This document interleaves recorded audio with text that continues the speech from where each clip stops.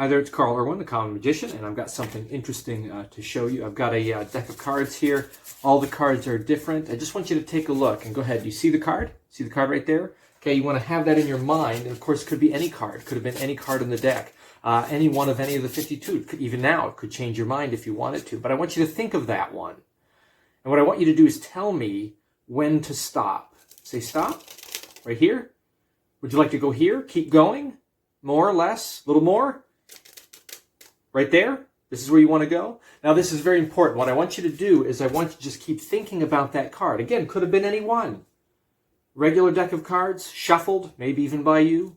You have it in your mind right now. What was the card for the first time? What was the card you were thinking of? Nine of Hearts.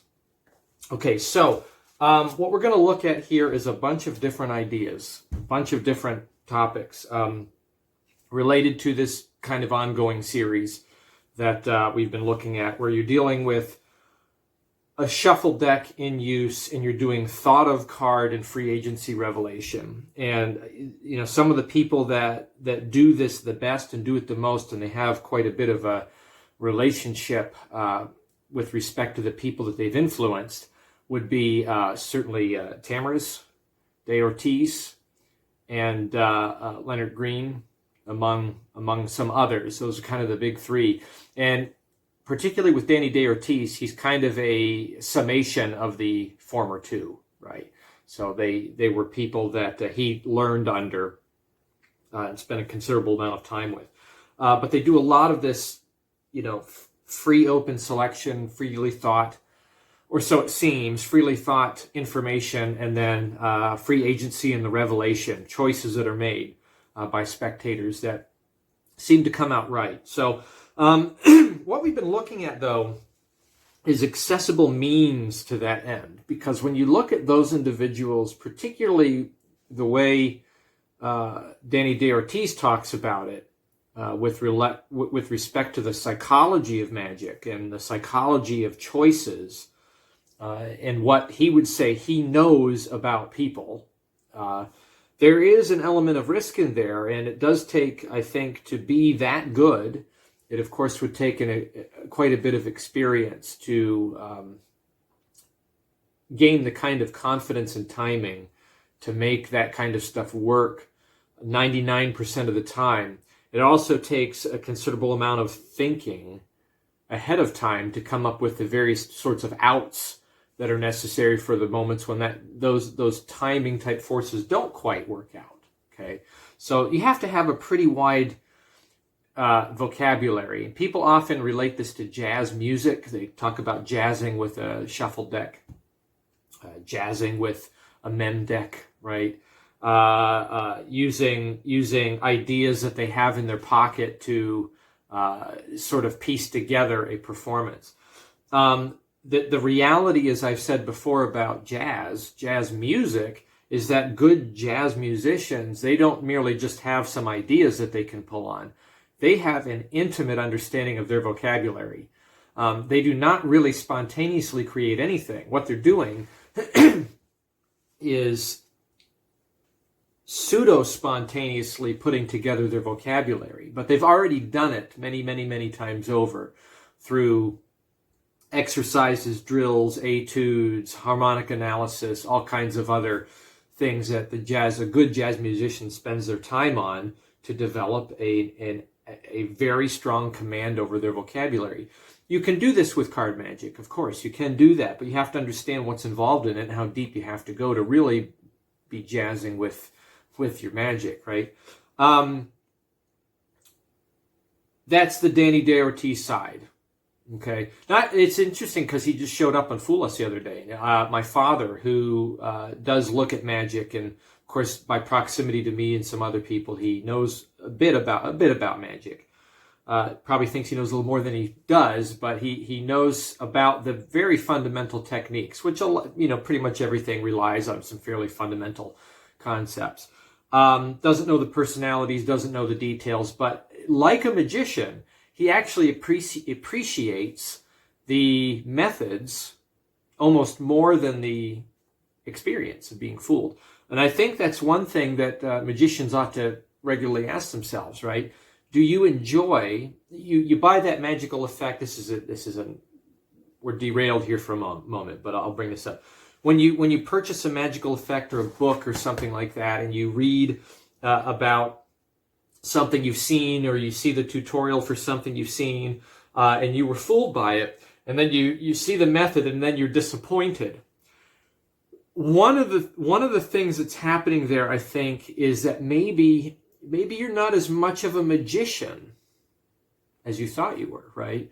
And I just hear me out on this. I don't mean to degrade anybody, for sure, but my experience with magicians is that the real avid magicians, they enjoy methods that are stupid, right?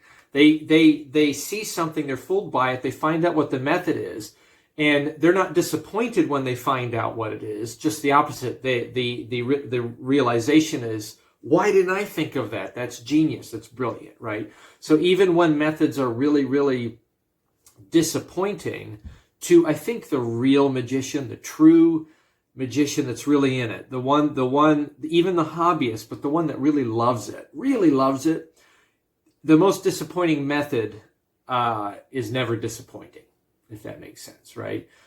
So my father's kind of in that camp. He would prefer to know how it works, because he has an appreciation for the deception there. So we talk methods and we talk magic. He said, hey, you should have seen the one that was on Fool Us the other night. And I didn't see it live. I said, I'll have to go back and look. He said, yeah. He said, it was the one with Donnie Osmond was there. Donnie Osmond was a guest and sat in with Allison Hannigan and then Penn and Teller. I said, okay, well, I'll check it out. Well, I get on there and I find it, the first one on that episode. And I said, well, it's Danny Day Ortiz, right? And I told my father, I said, you'll never see a better act on that show. I mean, that's it right there. I said he's probably arguably the best living card magician right now. And I know Tamariz is still around and Green is still around, but I still think that knowing what we know about their work, I think Danny Day Ortiz is probably the greatest living card magician. And what's curious about him is that he doesn't do sleights. He does some, but he tends not to do sleights. He doesn't really do controls. Most of what he does is in the wide open. And that whole set, if you follow Danny Day Ortiz, I don't think he really fooled you when you saw his performance. Because if you've seen his lectures, and he's been teaching the same kinds of stuff for over 10 years now, pretty openly, you know what he's doing and you know his shtick. The thing about it is that because he's not using slight vocabulary that magicians know, he fools magicians. Even though I know what he's doing, I'm astonished that it works, right? That it comes out the way it's supposed to in such a high profile situation. And he can teach you, of course, through his lectures, how he does that and how you can do it too. We're not really talking about that, but what I want to talk about is the stuff that's awful close to that has a lot more control. The stuff that the common magician, right, can do that maybe magicians wouldn't be fooled by. Maybe they would, but maybe they wouldn't. But it gives you that sense of free agency that Day Ortiz can pull off with his spectators, that sense of absolute magic, because there's just nothing awkward about it. You make completely free choices, and then it's there. Okay, some of this will seem like it's borrowing from him, but I'm going to point you to some other sources that predate Tamariz, Green, and Day Ortiz by quite a lot. This is my copy of I always mention Animan, right? And particularly his compilation on forcing, 202 methods of forcing. So I've got this and then some notebook paper in there that I keep track of forces that I like to kind of keep that all set aside. So I bound a copy of it and I keep it here. But if you look at his very comprehensive list of forcing, you can find some of those methods where, like I talked about earlier, you would look at that and say, that's disappointing. But I challenge you, and we may actually do this in the future, I might go through the book and try to find some of the most disappointing concepts that he has in there and do an effect and share it here on the channel, just to kind of demonstrate how the vast majority, if not all of the ideas in here are powerful and useful given the right presentation. We'll talk about that more in a moment. This might be kind of a longer tutorial. We'll see what we do. But there are some ideas in here that really are the precursor or underlying concepts that Day Ortiz does, right? And that Tamarace does in Green. The ideas that they're using aren't really new and novel. These are just the personalities that came around and said, this stuff works so well that it can fool everybody, even the most seasoned magicians. If you only have the guts to try it. If you only have the guts to try it, okay? So what are some of the things that are close to that? One of the ones that's in there is the bottom deal force, right? Now, this isn't something that Danny does, but it's certainly something that looks a lot like what he does, right? So you could have a situation there where you have the spectator tell you when to stop. So he would do this. His timing force would look like this. He would start doing this, and then he would say stop, and they would say stop, usually within 2 seconds, as he would say, right? And you'd say, and then he would banter for a minute. We'll talk about presentation in a minute. He'd say, right here, a little more, a little less right here. You sure this is what you want? I don't know. It's your life, right? That's his shtick. That's how he talks, right? Which is vital to making this kind of stuff work, is that sort of interaction with the spectator and really playing up their free agency. Now, what Danny's often using is subtle levels of equivoque to make sure that it comes out the way he wants it to, no matter what they say. And he has a way of controlling in the confusion where the spectator may actually say something that's not suitable for him, but he'll still do the suitable thing anyway, as if they agreed to it. Okay, and we'll talk about the presentational side here in a minute, all right, and extemporaneous speaking and that kind of stuff. Again, we're going to be this is probably the last tutorial that we'll do on this series, okay? But you're in this situation, and what you want to do is we're going for this card right here, and you deal it out, right? And this is merely the bottom deal force. This is the bottom card. I already knew this identity. I had this from the very beginning sitting at the bottom of the deck. It looks a lot like that same free agency stuff. And if you have all of the presentation around it, look, if you have a reasonable bottom deal, and we were talking about this recently with, moisturizers and stuff like that, which I didn't have to put it on today. I'm still good with it. But you can use a bottom deal completely out of context from gambling and make it a lot easier. And it's simple. Here's how it works. You do one card at a time or a mess or whatever. This can be after a shuffle. We'll talk about acquiring cards here in a minute and thought of cards too, which will look a lot more like Danny's concept there. You can find those sorts of ideas even in Anima. But you're going along. You get to this part, and in the banter, in the exchange, in this very vital encounter where you're actually being human with a human, okay, instead of being formulaic, I'm gently edging out my bottom deal. I don't have to worry about knuckle flash. I don't have to worry about any of that stuff. I'm here. I have this jogged out. I'm in this situation. And while I'm doing this, I can turn in and I can take these fingers. I can break this free and get it ready. Right? I've got all the time in the world. And it looks even messy, right? This doesn't even have to be sitting clean. This is a mess. This is a mess. I've got the most stupid easy bottom deal ready to go. Right? And once I get down to the commitment on this card, I can turn in, I can reach over, I can lay my thumb on top of this card, grab underneath, grab the bottom, turn down, drop the card, and it's slicker than snot. It's clean, right? It's very, very clean because of the context, because of the situation, because of the interaction and all of the misdirect that's going on there. So you can use that bottom deal force, right? It's an ancient concept, even if your bottom deal isn't great, because it's not in the context of a gambling routine. It doesn't have to look like that. It doesn't have to look, and it doesn't have to follow the rhythm of dealing a hand of poker, right? Where you do that stuff. This is a very, very accessible application of that concept. Think about that with respect to any card at any number, right? Or card at number, or card spelling, a spelling effect or something like that, where you have any kind of free agency revelation from dealed packets. Okay, so that's one idea. Another one from Annemann is the overhand shuffle timing force.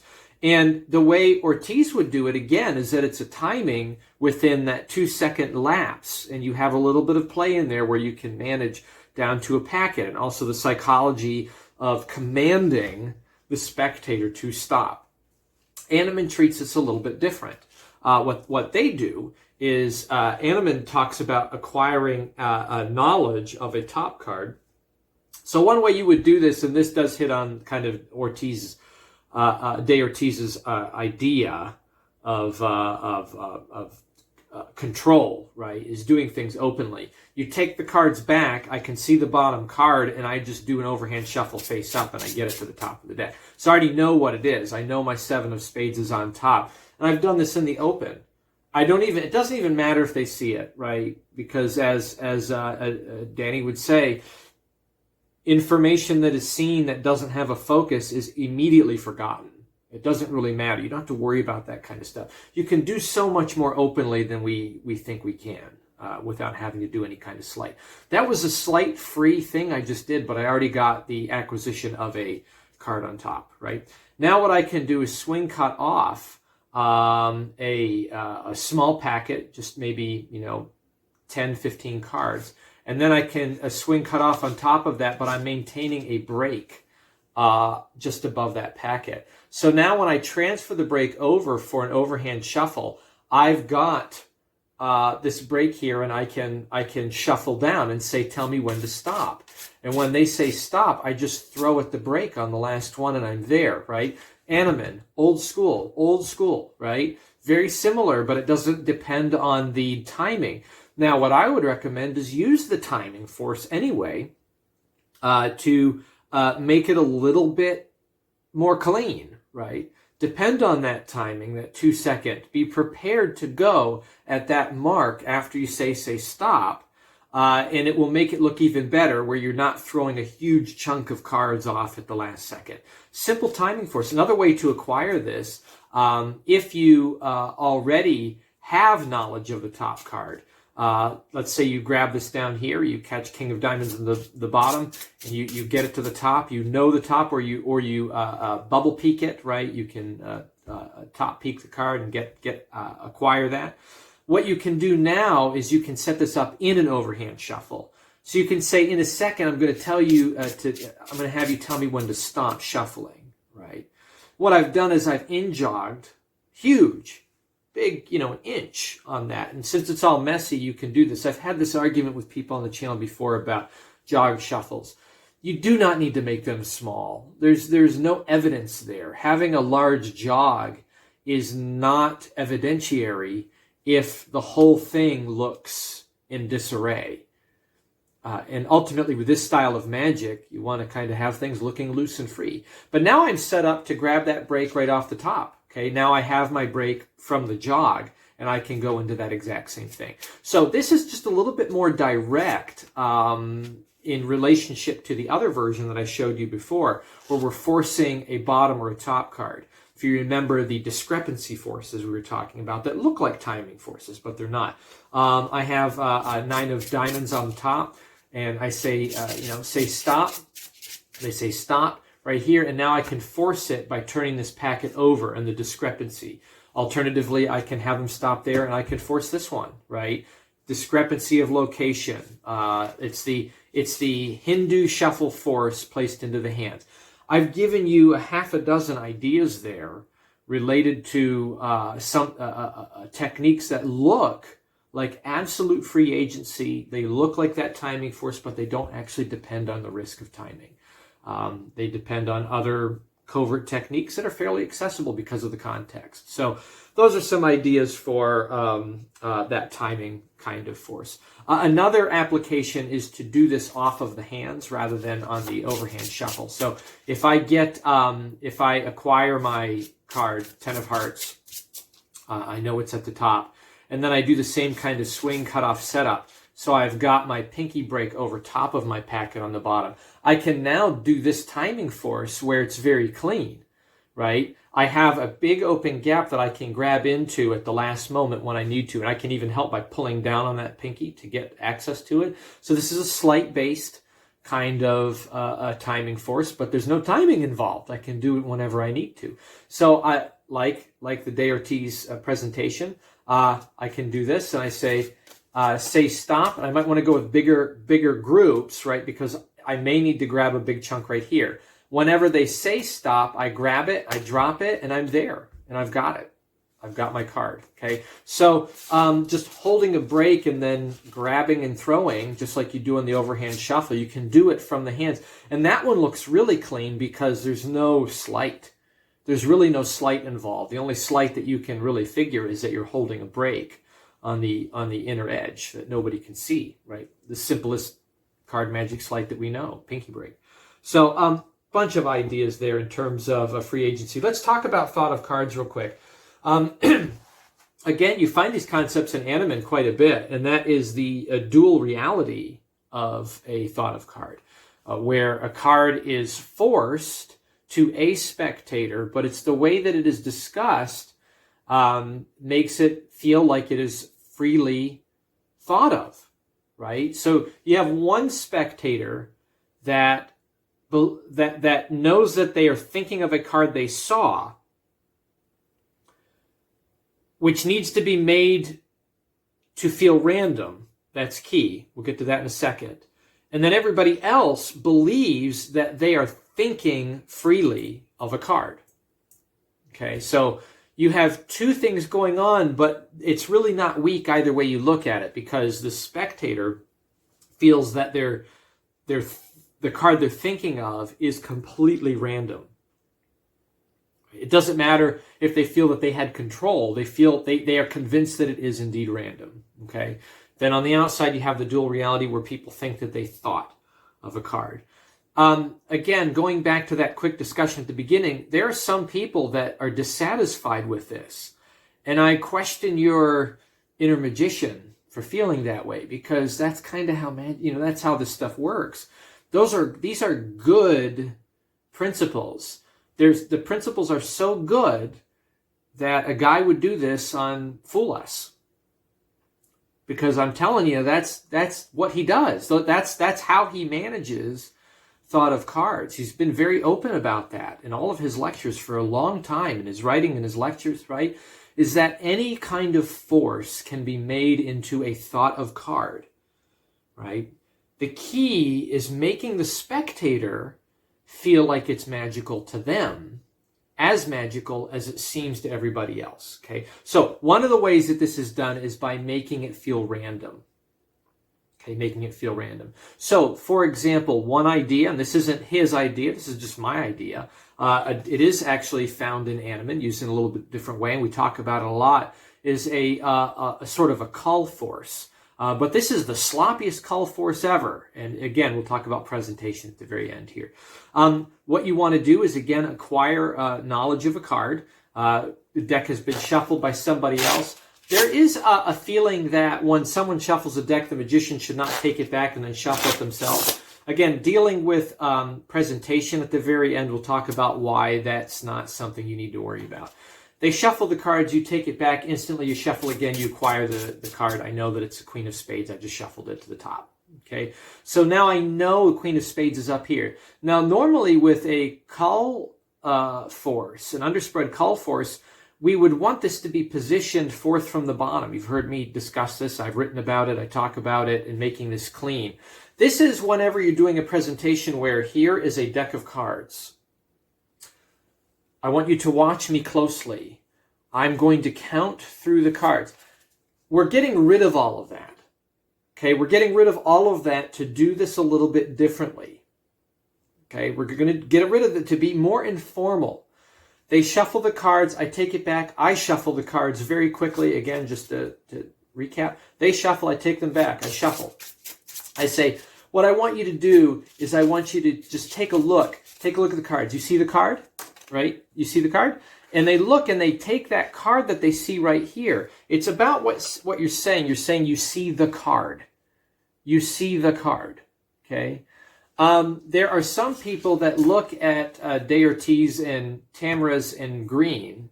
They all, for us Western folks, you know, UK, Europe, and the United States, America, Canada, right? Those our kind of westernized English.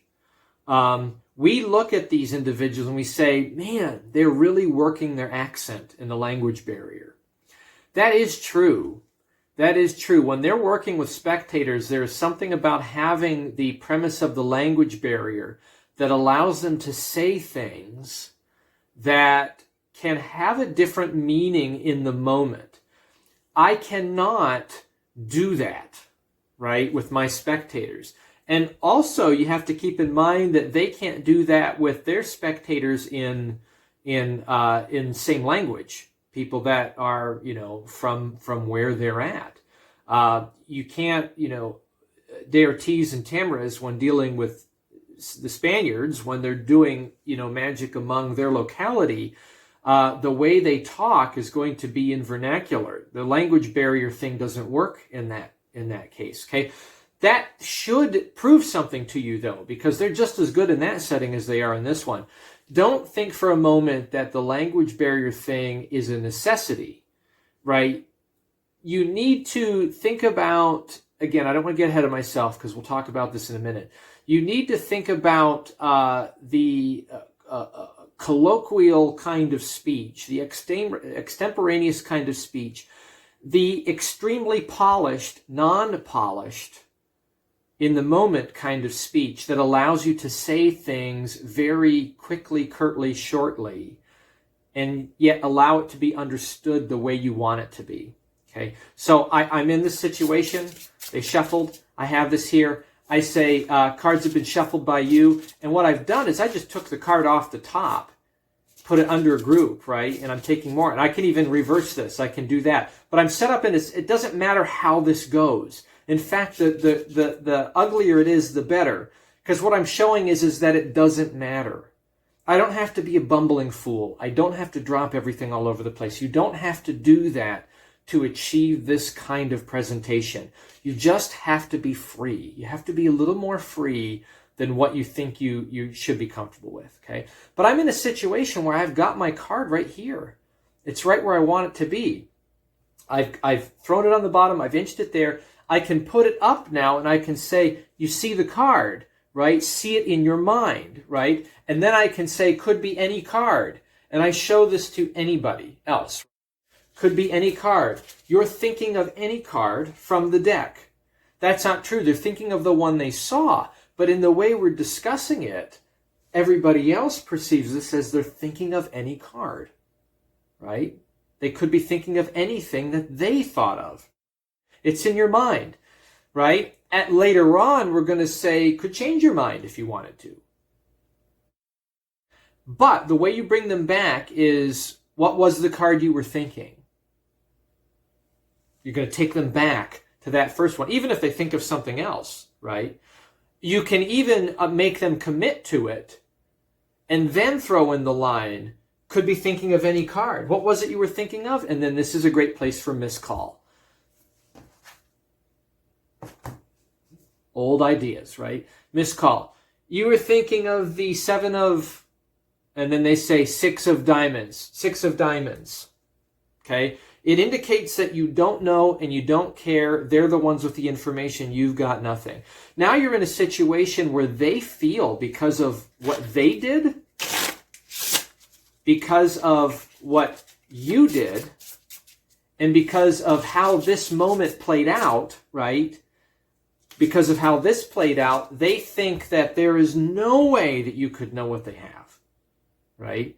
They think that they have a completely randomized selection, and everyone else thinks that they thought of a card. And that's how these guys operate, right? That's just how that works. That's how that kind of thought of situation works. And anybody can do it. You can really use almost any kind of situation where you're showing a card to one person. either alone or from a spread, right? The one we talked about a while ago was this. We could do this kind of a thing where you know where the card is at. Okay, I know that it's here, and I can get it into a break kind of situation.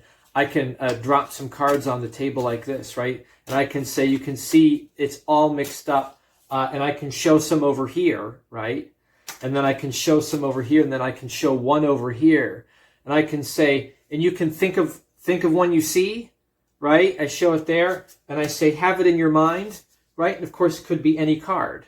When you're being free and open with this, that one moment where one card gets shown to one person over here and you tell them, think of one you see, right? You can even say this in such a way where you're omitting what should be there is think of the one you see, right? Think of one you see.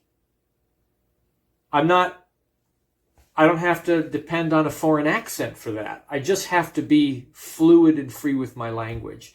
And what I'm doing is I've, again, shown some disarray here from a shuffled deck. I'm not a bumbling fool. I don't have to Leonard Green this. I don't have to do that, right? I can be serious about everything and still be free and haphazard like I don't care, because I don't care.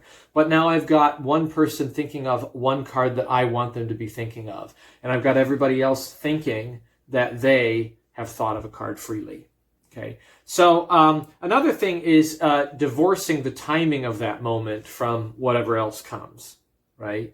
So another option is to have this happen almost in an open secret. If I have people shuffling cards, we did a little bit of this before, where packets are out and one person has 3 cards that they're shuffling. They shuffle, and you say, take a look at the one in the middle. Now, I don't know what it's going to be, but I know it's going to be the middle of those 3, and I can manage that packet. You can do the same kind of idea, right, where you have a packet managed.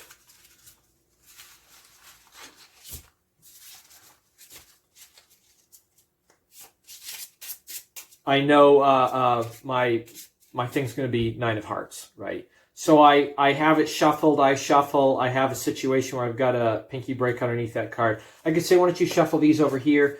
You shuffle these over here. I want you to go ahead and pick one and stick it in the middle, okay? This is Daertes and Tamara as they do this, right? I want you to go ahead and shuffle this and go ahead and take a look at the bottom over there, right? And then I do this, I say, take this one. Go ahead, look at the top card, think about that one, then I want you to shuffle, right? So this person, they got their own directive. They got their own special directive among other special directives. And I honestly don't care about any of these other ones. These people are now busy doing something. And in the open, I gave this person a directive to look at the force card, what it's going to be. What they're doing sounds like what's going on over here, right? But to them, it's a very specific kind of endeavor, right? No one else knows what they've just been told and how relevant it is to knowing a card that I want them to know, right? It is a directive that was given in the open, but it's a secret. It's just between me and them. We know what they were told. They know what they were told. They know what they were told. In the end, I know their card, right? I don't even have to control it. I just wanted them to know the identity of what I wanted them to know. So you can do those kinds of things too, where you have a very controlled situation and you give a direction to somebody. If I just took the deck back, right, and I said, I want you to go ahead and take someone shuffles the deck, right?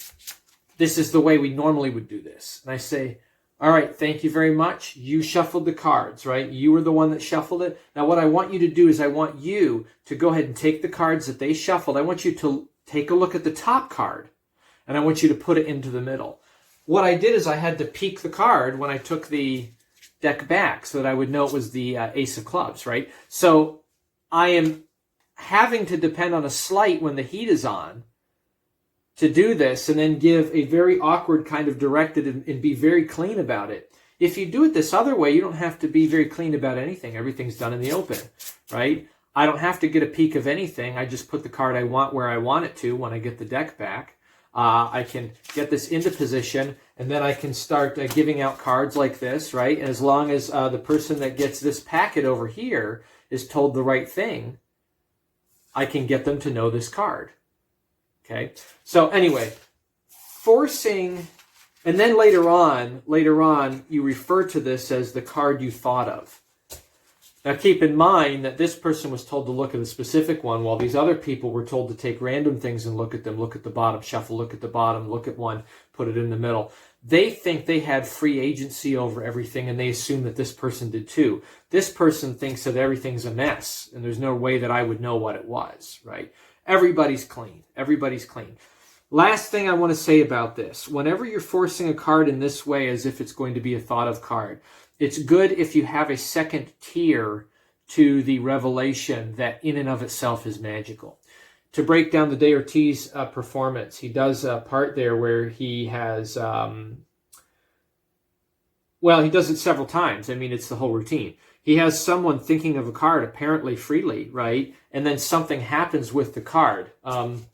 He's got the card box sitting there. He's done his thing, right? And then they're thinking of that, and then he takes the card box, sets it over there very openly, right? Very, very openly.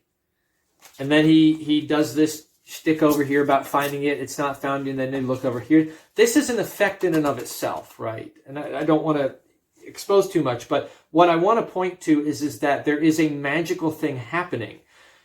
The person who had the card given to them to think about, they don't have to think about the idea that the performer can find it. To them, the magical moment is that the card shows up in an impossible location. That's the effect. This person gets a different effect from everybody else. They get impossible location. Everybody else gets impossible location, but more importantly, they get thought of card. They get card freely thought of. They don't even see that that's possible. They don't even conceive, the spectator who's thinking of it, they don't even conceive of that as an attribute of the effect. To them, it's card to impossible location. Nobody saw this happen. It showed up where it wasn't supposed to be, right? That is an effect. There's a lot of ways that you can do. Even the timing stop in and of itself is an effect. They see free agency and selection and revelation. That's the effect. Everybody else sees free agency and selection and revelation. They also see divine thought of card, right? That's what they see as well. You're tearing this up. So some people have a slightly different perception of the effect, but either way you look at it, the effect is extremely powerful. So don't merely just divine the card. Make sure that there's some kind of effect of the revelation, either in free agency of selection or some other kind of thing, right?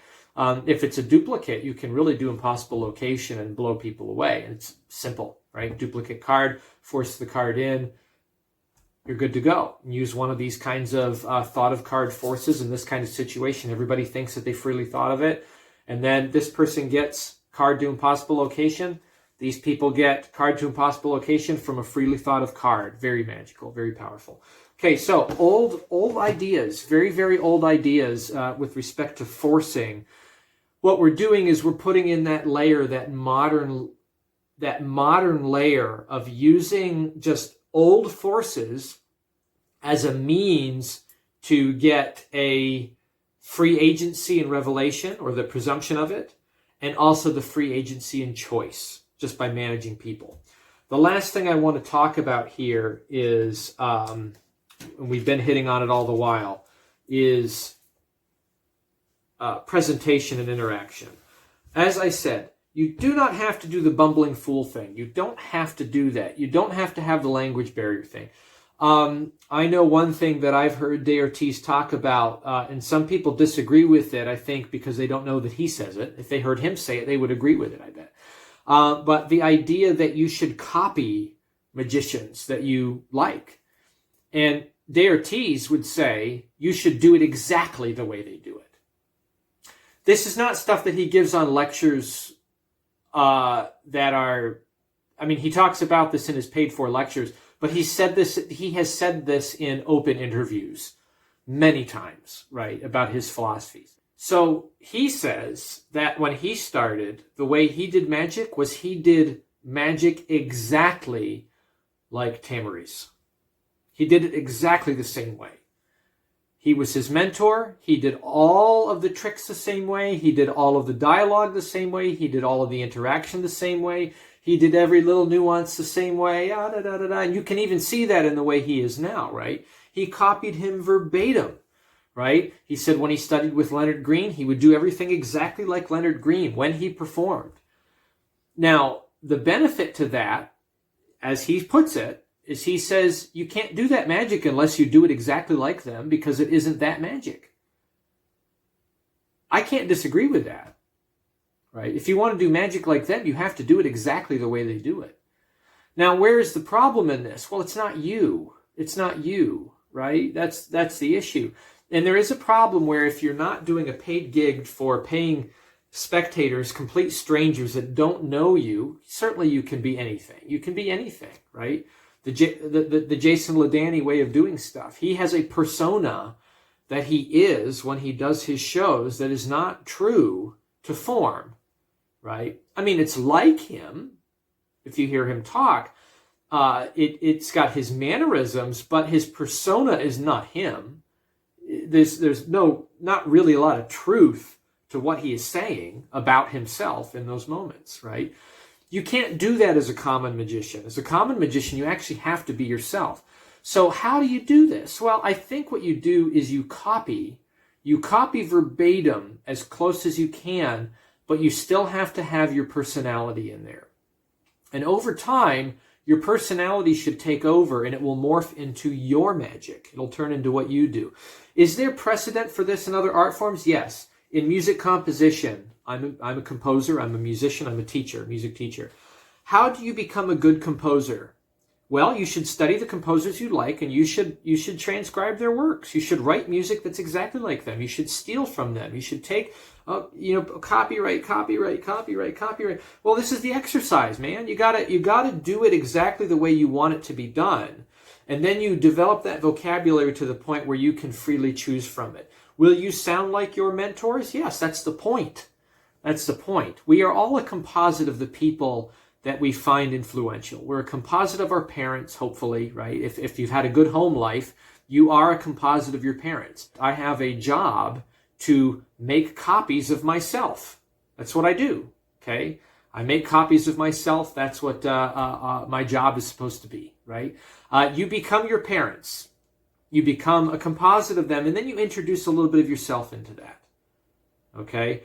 So it goes with any other art form. That's what being having a mentor is you copy the people that you like, you do it their way, and over time it becomes your own. I think the key, though, is you have to have your personality in there.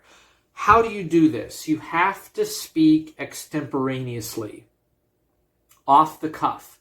It has to feel as if you're having a conversation that is real and in the moment. I have watched these shows on TV and seen other magic performances where people come out extremely polished in their script, right? They give their script, it's extremely polished. They go. I just saw. This is not a knock on it. It was Michael Barnes. He was on the first episode this season in Fool Us. Great trick, classic method, right? I can't believe they didn't see it, but it's a good example of how you can take stuff from here. In fact, I think that one, what he did on that show, and he was a fooler. What he did is in here. It's in there, okay? The method he used is right here. It's old as the hills. He did it, and they didn't catch it. Brilliant, right? But I will say this: his presentation, the presentation of a lot of magicians, and even the things I've done on here, and that's nothing wrong with it. But it is an idea that maybe there's an idea there that maybe you want to get away from this, okay? And you can be more free and use fewer sleights if you get away from it. The idea there is that I have a presentation and it is polished and prepared. Good evening. My name is blah, blah, blah. I am here to show you something that is absolutely amazing. What I have is a deck of cards, and the cards are sealed inside of the factory box with the factory seal with the factory cellophane on it. We're going to remove the cellophane, and then we're going to break the seal open for the very first time. And as we take the cards out, you can see that the cards, you know the presentation, you know how this looks, okay? There is a style of presentation that is like that. The boardroom kind of lecture. The prepared, professional, polished TED Talk way of doing things, right? That's one side. But there's another side. The other side is conversational. When I perform for people in life, and actually the way I teach, if any of my students see this channel, they would know. I actually have a student that found this channel, and he said, "Oh, Mr. When I found you on YouTube." I said, "Yeah." I said, "You can see that I'm the same on there that I am in class. Same person." He said, "Yeah, it's surprised, right?" It's conversational. You need to have colloquialisms. You need to talk to people. And the benefit to doing this is that they believe you, right? If you're real, you're believable. The boardroom presentation kind of has a little bit of a sheen to it that is unbelievable, right? When everything is polished and in order, it's not quite as believable. How do you get there? How do you get there? I've talked about this before. Take note of your mannerisms, and also take note of the mannerisms of the people you like and bring them. You're doing this anyway. You're copying them in the way that you encounter people. But what you want to do is record yourself in natural environments talking, right? Then you want to make your script, but you want to make your script and then repeat your script and speak your script in a way that is natural and flowing. The sentences aren't complete. Write out your script in such a way as if you were speaking it, right? Say what you want to do, record it, and then script it out from there. Don't make a bunch of corrections, grammatic corrections and stuff. You need to learn to script and prepare in a extemporaneous looking sort of way, right? One thing that I remember about this, is Ronald Reagan. President Reagan. Doesn't matter how you feel about politics. I know it's a crazy political time right now, and everybody's all on edge. Whatever. Okay. For me, I do politics like I do my dishes and my laundry. Right? These are dirty, icky jobs, but you got to do it. Right? So I don't care what you think about politics. I'm looking at the man. Ronald Reagan was an actor, but whenever he spoke to people, it wasn't polished. You believed the guy. Right? You believe the guy. And I'm old enough that I remember him as a kid. I remember watching him, and I remember that kind of grandfatherly, sort of folksy way of talking. That wasn't unintelligent at all. It was clear and concise and highly intelligent. But he was talking to you. And one of the things he used to do, and most people don't know this, but he used to keep an index box in the Resolute desk in the Oval Office, and he would script out jokes, right? Three-phase punchlines, one-liners, all kinds of jokes. Some related to social things, politics, just about anything. It doesn't really matter. He would keep this, and he would go through them. So a lot of them he wrote himself. He just came up with these. He would steal them from other people, but he would write these out, and he was always prepared to throw these out. He had a scripted life. His interactions with people were highly scripted, highly prepared, but they were colloquial in nature. They seemed extemporaneous. They felt that way because he was very well rehearsed, right? His humor, which is something that we associate with being informal, really drove his encounter with people, his encounters with the public, not only in person, but at the podium, right? That's just one figure. You want to look at people like that, right? Analyze the way you speak. Bring that into your magic. Again, and be free with the cards. Be free with the cards. Again, something shared very openly. Danny D. Ortiz, Juan Tamariz, the way they think about magic, and Leonard Green as well, all three of them, that the best shuffle is not this,